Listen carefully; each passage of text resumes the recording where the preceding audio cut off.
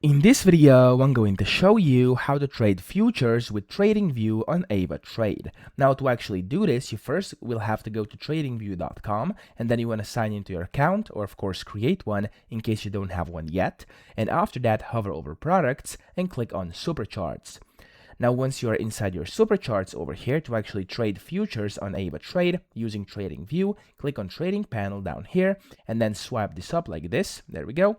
And then here, just click on Show All Brokers at the bottom, and you want to look for AvaTrade or Ava Futures, okay? So for me, Ava Futures is over here. Just click on it, click on Connect, and then you're going to have to basically go to this login page here where you have to sign into your account for Ava Futures. And just like that, of course, when you do that, click on Sign In, and you'll be able to go ahead and start trading futures with TradingView using Ava Futures or AvaTrade. So that's how you do it. I hope this video helped you out. If it did, please subscribe to the channel and help me out as well.